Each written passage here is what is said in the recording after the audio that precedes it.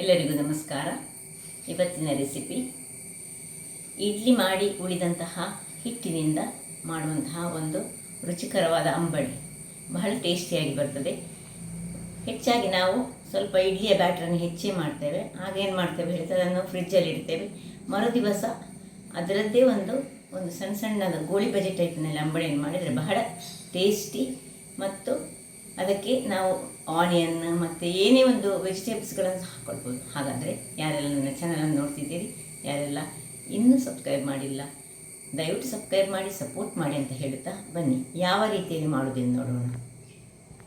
ವೀಕ್ಷಕರೇ, ನಿನ್ನೆ ಮಾಡಿದ ಈ ಇಡ್ಲಿಯ ಬ್ಯಾಟರ್ ಇಲ್ಲಿ ಉಳಿದಿದೆ. ಸೊ ಈ ಹಿಟ್ಟನ್ನು ಉಪಯೋಗಿಸಿ ಇವತ್ತೊಂದು ಇಷ್ಟೇ ಹಿಟ್ಟು ಉಳಿದಿದೆ, ಅದರಿಂದಾಗಿ ಇಷ್ಟೇ ಇಡ್ಲಿ ಉಂಟು. ಹಾಗಾದರೆ ಎಲ್ಲರಿಗೆ ಬ್ರೇಕ್ಫಾಸ್ಟ್ ಆಗಬೇಕಲ್ಲ, ಅದಕ್ಕೊಂದು ಉಳಿದ ಹಿಟ್ಟಿನಿಂದ ಲೆಫ್ಟ್ ಓವರ್ ಬ್ಯಾಟರ್ನಿಂದ ಅಂದರೆ ಉಳಿದಂತಹ ಹಿಟ್ಟಿನಿಂದ ಮಾಡುವಂತಹ ಒಂದು ಅಂಬಡೆ ಅಂತ ಹೇಳಿ ಕರಿಬೋದು, ಅಥವಾ ಒಂದು ಸ್ನ್ಯಾಕ್ಸ್ ಅಂತ ಕರಿಬೋದು. ಸೊ ಒಂದು 4 ಇಡ್ಲಿ ಇದ್ದರೆ ಇದರೊಟ್ಟಿಗೆ 2 ಅಥವಾ 4 ಇದನ್ನು ತಿನ್ಬೋದು. ಬಹಳ ರುಚಿಕರವಾಗಿ ಬರ್ತದೆ. ಹಾಗಾದರೆ ಬೇಕಾಗುವ ಸಾಮಗ್ರಿಗಳು ಕೆಲವೇ ಸಾಮಗ್ರಿಗಳು ನೋಡಿ.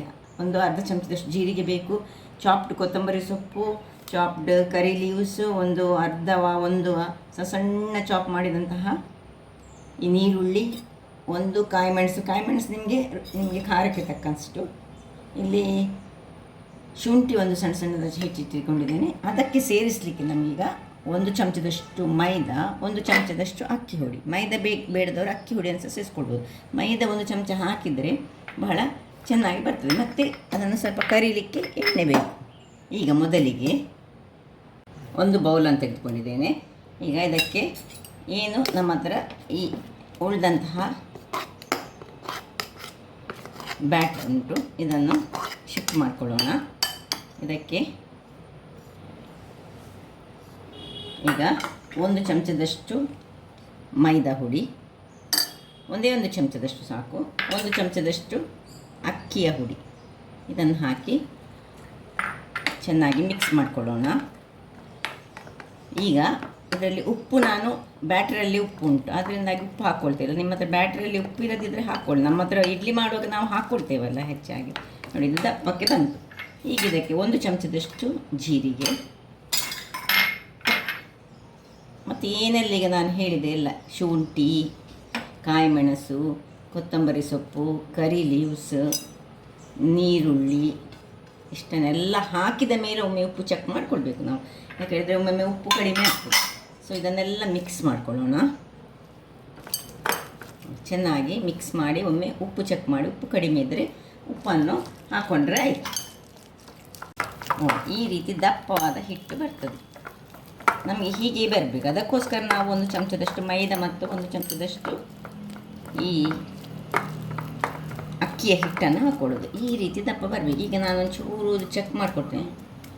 ನಮ್ಮದು ಸ್ವಲ್ಪ ಉಪ್ಪು ಕಡಿಮೆ ಉಂಟು. ಈಗ ನಾವು ಉಪ್ಪನ್ನು ಸ್ವಲ್ಪ ಸೇರಿಸ್ಕೊಂಡು ಸ್ವಲ್ಪ ಉಪ್ಪು ಹಾಕ್ಕೊಳ್ತಿದ್ದೇನೆ. ಅಂದರೆ ನೀರುಳ್ಳೆಲ್ಲ ಹಾಕುವಾಗ ಅದು ಉಪ್ಪು ಸ್ವಲ್ಪ ಬೇಕಾಗ್ತದೆ. ಮಿಕ್ಸ್ ಆಗಿ ಈಗ ಇಲ್ಲಿ ಒಂದು ಬಾಣಲೆಯನ್ನು ಇಟ್ಕೊಳ್ತಿದ್ದೇನೆ.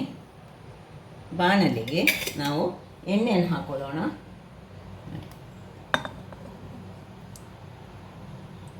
ಎಣ್ಣೆ ಬಿಸಿಯಾಗಲಿ. ವೀಕ್ಷಕರೇ, ಇದನ್ನು ಬೇಕಿದೆ ನೀವು ಒಂದು 10-15 ನಿಮಿಷಗಳ ಕಾಲ ಮುಚ್ಚಿಟ್ಟುಕೊಂಡು ಅದನ್ನು ನೆನೆಯಲಿಕ್ಕೆ ಬಿಡ್ಬೋದು, ಅಥವಾ ಕೂಡಲೇ ಸಹ ಮಾಡ್ಕೊಳ್ಬೋದು. ನಾನೀಗ ಕೂಡಲೇ ಮಾಡ್ಕೊಳ್ತಿದ್ದೇನೆ. ನೋಡಿ, ಇಲ್ಲಿಗೆ ಎಣ್ಣೆ ಬಿಸಿ ಆಗ್ತಾ ಉಂಟು.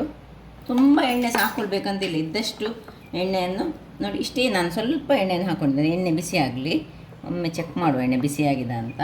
ಚೂರೊಂದು ಹಾಕ್ಕೊಂಡು ನೋಡಿ, ಎಣ್ಣೆ ಬಿಸಿಯಾಗಿದ್ದು ಮೇಲೆ ಬರ್ತದೆ ಹೇಳಿದರೆ ಎಣ್ಣೆ ಬಿಸಿಯಾಗಿದೆ ಹೇಳಿ ಅರ್ಥ. ಮತ್ತು ತುಂಬ ದೊಡ್ಡ ಉರಿಯನ್ನು ಇಟ್ಕೊಳ್ಬೇಡಿ, ಸಹದಾ ಉರಿ ನಮಗೆ ಬೇಕಾಗ್ತದೆ. ಸೊ ಅದನ್ನು ಇಟ್ಕೊಳ್ಳೋಣ. ಈಗ ಇದು ಬೇಡ. ಈಗ ಒಂದೊಂದಾಗಿ ನೋಡಿ, ಹೀಗೆ ಇದನ್ನು ತಿರುಗಿಸಿ ಒಳ್ಳೆ ಚೆನ್ನಾಗಿ ಬ್ಯಾಟ್ರನ್ನು ತಿರುಗಿಸ್ಕೊಳ್ಬೇಕು. ಹಾಗಾದರೆ ಮಾತ್ರ ಚೆನ್ನಾಗಿ ಬರ್ತದೆ. ನೋಡಿ, ಹೀಗೆ ನಿಮ್ಮ ಕೈಯಲ್ಲಿ ಎಷ್ಟು ಹೀಗೆ ಆಗ್ತದೆ ನೋಡಿ. ನಾವು ಗೋಳಿ ಬಜೆ ಹೇಗೆ ಬಿಡ್ತೇವೆ ಅದೇ ರೀತಿಯಲ್ಲಿ ಸಣ್ಣದಾಗಿ ಅದಾ ಉರಿಯಲ್ಲಿ ಬಿಟ್ಟರೆ ಆಯಿತು. ತುಂಬ ಉರಿ ಬೇಡ, ಉರಿಗೆ ದೊಡ್ಡ ಉರಿ ಇಟ್ಕೊಳ್ಳಿ. ಆಮೇಲೆ ಸಣ್ಣದಾಗಿ ತುಂಬ ಹಾಕಲಿಕ್ಕೆ ಸಹ ಹೋಗಬೇಡಿ. ನೋಡಿ, ಹೀಗೆ ಹೀಗೆ ಕೈಯಲ್ಲಿ ಒಂದು ಹೀಗೆ ಬಿಟ್ಟರೆ ಆಯಿತು. ನಾನು ಇದರಲ್ಲಿ ಒಂದು 5-6 ಹಾಕ್ಕೊಳ್ತೇನೆ. ತುಂಬ ದೊಡ್ಡ ಸಹ ಮಾಡ್ಕೊಳ್ಬೋದು ಬೇಕಿದ್ದರೆ. ನೋಡಿ, ಅದು ಸ್ವಲ್ಪ ಸುರಿ ಮುಟ್ಟದಿದ್ದರೆ ಆಯಿತು. ನೋಡಿ ಎಷ್ಟು ಪರಿಮಳಯುಕ್ತ ನೀರುಳ್ಳಿ ಹಾಕಿದ ಕಾರಣ, ನೀರುಳ್ಳಿ ಕೊತ್ತಂಬರಿ ಸೊಪ್ಪು ಎಲ್ಲ ಹಾಕಿದ ಕಾರಣ ಭಾರಿ ಚೆನ್ನಾಗಿ ಬರ್ತದೆ. ತುಂಬ ಮಂದಿಗೆ ಈ ಅಂಬಡಿ ಹೇಳಿದರೆ ಇಷ್ಟ ಇರೋರು ಅಂದರೆ ಈ ರೀತಿಯಾಗಿ ಇಡ್ಲಿಯ ಹಿಟ್ಟಲ್ಲೇ ಮಾಡ್ಕೊಳ್ಬೋದು. ಸೊ ಇಡ್ಲಿ ಹಿಟ್ಟು ಯಾವಾಗಲೂ ಮರು ದಿವಸಕ್ಕೆ ಸ್ವಲ್ಪ ಹುಳಿಯಾಗಿರ್ತದೆ. ಹಾಗಿರುವಾಗ ನಾವು ಹೀಗೆ ನೋಡಿ, ಇನ್ನು ಪುನಃ ಮೀಡಿಯಮ್ ಉರಿದ್ದದನ್ನು ಜೋರು ಉರಿಯಾಗಿ ಮಾಡ್ಕೊಳ್ಳೋದು. ಬೇಕಿದ್ರೆ ಸ್ವಲ್ಪ ನೋಡಿ, ಈಗ ಬೇಕಿದ್ರೆ ದೊಡ್ಡದಾಗಿ ಸಹ ಮಾಡಿಕೊಂಡು ಹಾಕ್ಕೊಳ್ಬೋದು. ಹೇಗೆ ಸಹ ಆಗ್ತದೆ, ಹದದಲ್ಲಿ ಸಹ ಹಾಕ್ಬೋದು, ದೊಡ್ಡ ಸಹ ಹಾಕ್ಕೊಳ್ಬೋದು. ರೌಂಡಾಗಿ ಸಹ ಬರ್ತದೆ. ಸಣ್ಣದು ಹಾಕಿದರೆ ರೌಂಡಾಗಿ ಬರ್ತದೆ. ಸೊ ಇದು ಗೋಳಿ ಬಜೆಯ ರೀತಿಯಲ್ಲಿ ಮಾಡಿದರೆ ಇದು ಚೆನ್ನಾಗಿ ಬರೋದು. ದೊಡ್ಡದು ಬೇಕಿದ್ದರೆ ದೊಡ್ಡ ಸಹ ಮಾಡ್ಕೊಳ್ಬೋದು, ಮತ್ತು ಸ್ವಲ್ಪನೂ ಹಾಕ್ಕೊಳ್ಬೋದು. ಈ ರೀತಿಯಲ್ಲಿ ಮಾಡಿ ಎಲ್ಲವನ್ನು ನಿಮಗೆ ನಾನು ಮಾಡಿ ತೋರಿಸ್ಕೊಡ್ತೇನೆ. ವೀಕ್ಷಕರೇ ನೋಡಿ, 2ನೇ ಸೆಟ್ಟು ಸಹ ರೆಡಿ ಆಯಿತು. ಇಷ್ಟು ಚೆನ್ನಾಗಿ ಬರ್ತದೆ. ಎಣ್ಣೆ ಅಂತ ಏನು ಎಳೆದುಕೊಳ್ಳೋದಿಲ್ಲ. ನೋಡಿ, ನಾನು ಹಾಕ್ಕೊಂಡ ಎಣ್ಣೆ ನೋಡಿ ಅಷ್ಟೇ ಉಂಟು. ಇದನ್ನು ಚಟ್ನಿ ಒಟ್ಟಿಗೆ ತಿನ್ನಲಿಕ್ಕೆ ಬಹಳ ಸೊಗಸಾಗಿ ಬರ್ತದೆ. ನೋಡಿ, ನಾನು ಇವತ್ತು ಕೊತ್ತಂಬರಿ ಸೊಪ್ಪಿನ ಚಟ್ನಿ ಮಾಡಿದ್ದೇನೆ.